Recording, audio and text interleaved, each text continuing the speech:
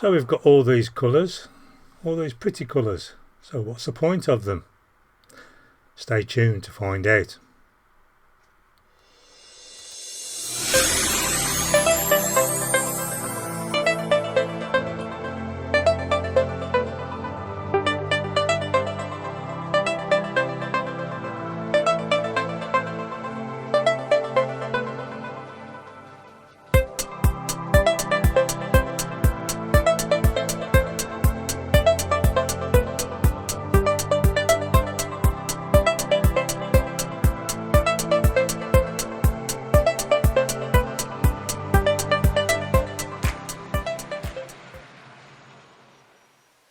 Hello and once again welcome to Jumble Lane Model Railway.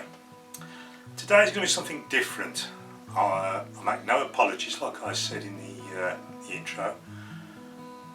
I will be producing videos alongside the normal videos for the layout, but they will be promoting the business. Scenic 3D is the brand name of the 3D printed models that I make. These aren't so much models, these are tools, and I'll go into these now. All these are what they call Point Motor Jigs. They're designed primarily to assist in the accurate positioning of point motors.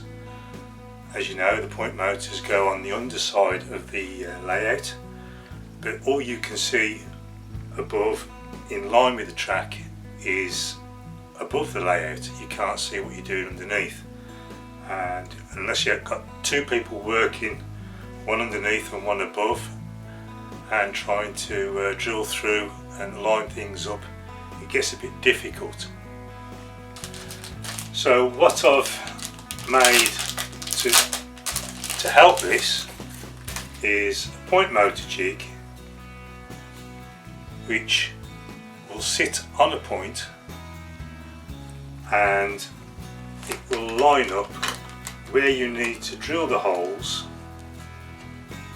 and this blue one is for DCC Concepts point motors, and they can go in any one of two directions to fit. And then what you do is you just line it up to the tie bar hole, and then you drill the 4 holes on the DCC Concepts, or 2 on the twist lock or the seep, 4 on the tortoise motors, and then they come in different types. You've got the 3-way asymmetric points, you've got the 3-way symmetrical points, and you've got the double slips. You've also got them for the TT gauge, the O gauge, the N gauge, and the double O gauge.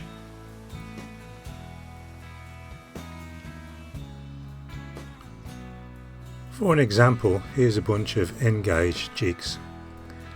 We're going to fit the twist lock, the Pico twist lock type point motor.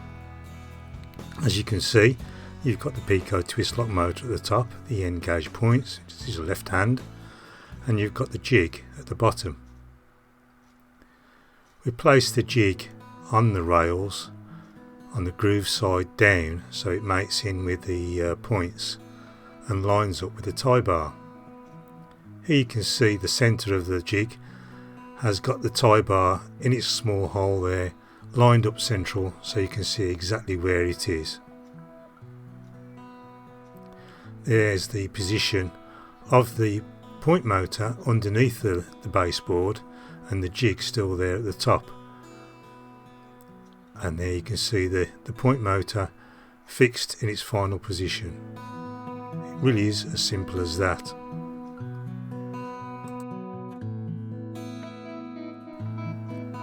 In this example, we're going to fit this seat motor to a symmetrical point, 3-way point in OO gauge, and that's the jig sat there waiting. You'll notice we've got 4 holes which we can use for mounting, and there you can see the point motors are sat underneath, screwed to the board, the baseboard, and the pins are stuck through at the moment. They've got to be cut down, and there you can see that the point motors are actually underneath, fixed in position, nicely in line. Obviously it would be good to get the wiring done first.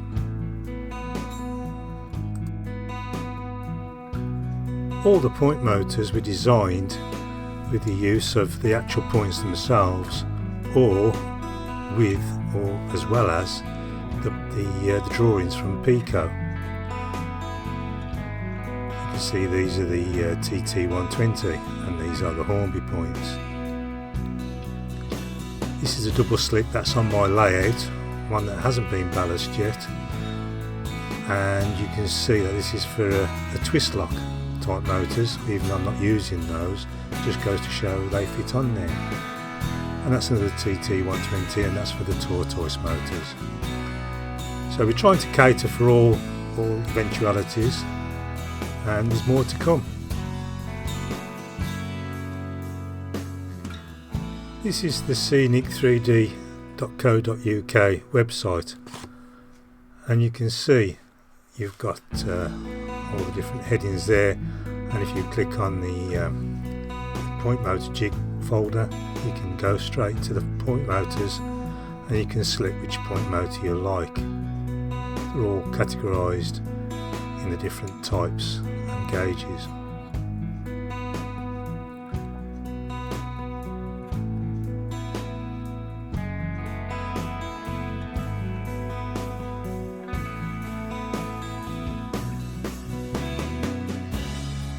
There we've selected the seat motors for the 00 gauge, and then you've got the three options there, which are the universal, three-way and the double slip. More is going to be added as we continue.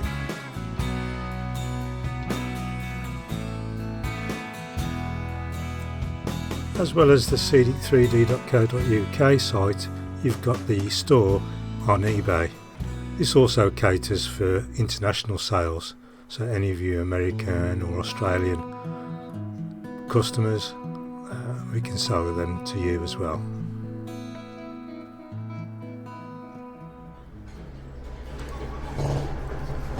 Here is a diorama of some construction work, and included in this are the road barriers, steel pilings, wheelbarrows, single pipes and stack pipes.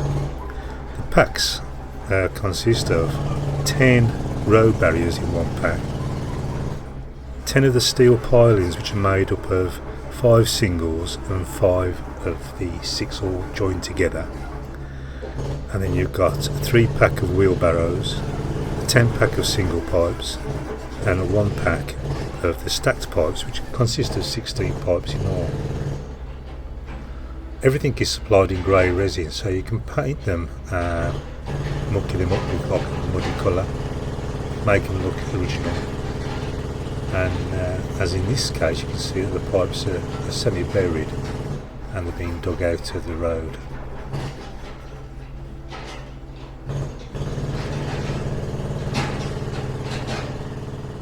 Here are the sets, which are normally supplied separately, but as a set you can save yourself around 14%.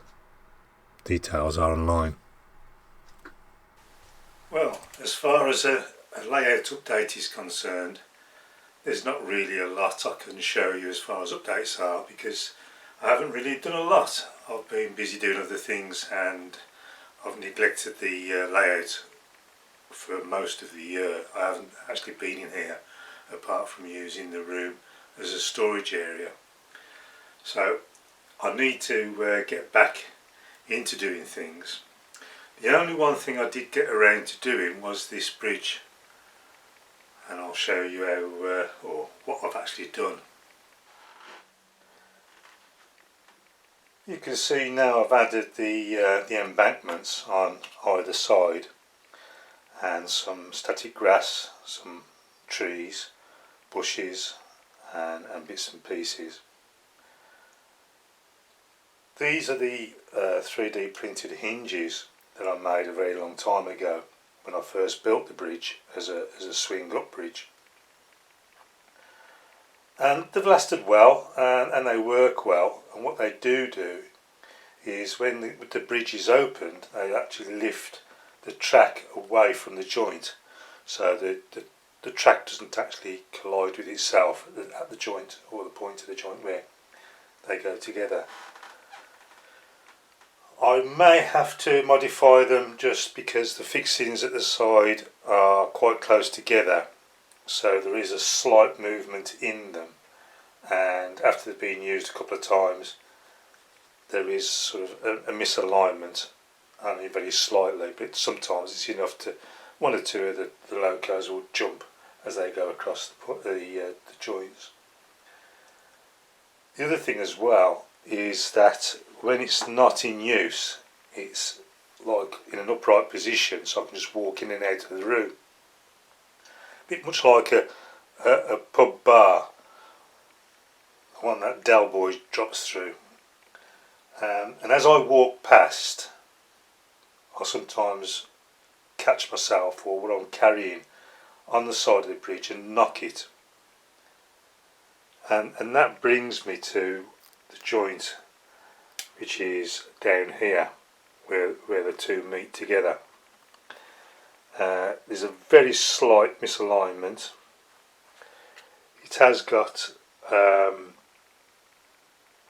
little slide bolts either side which do keep it in position but are not that accurate, and there is a bit of movement, as you can see, and that's enough to derail a loco. So I'm looking for a more metal to metal type joint rather than this affair, something that might fit underneath, and it will have some form of adjustment to take up any sort of movement in the wood of the bridge itself. As the bridge is swung up into its open position and out of use position, it tends to be held from one side, so I think it's starting to warp. This side is quite flat, but this side has got like a millimetre jump on the levels of the track. So it's still not yet perfect, not as I'd like it, so it has got some work to be done, but as you can see, it's starting to look like it's coming on.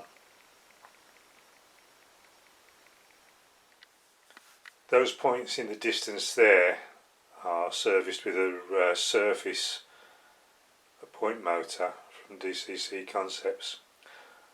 I am not happy with these points at all, and as you can see that there is a bit of ballast need replacing there, but you can see that the track isn't entirely uniform in the way that they are together. I'm going to replace that point there with a curved point slightly higher up, only very slightly, and because this is a raised part and I want to fit a point motor underneath, I'm going to cut away a large hole in the baseboard underneath. This will give me access to the wood that supports the upper piece, and then I shall mount the point motor to the wood of the actual incline itself, and I shall redo all of that. So it's just basically slightly above, more towards the entrance to the bridge. It will start to come towards the point, and then that point there removed and the track relayed down towards the turntable and down towards this station here. But that's something for the future, something I need to do and need to get working right.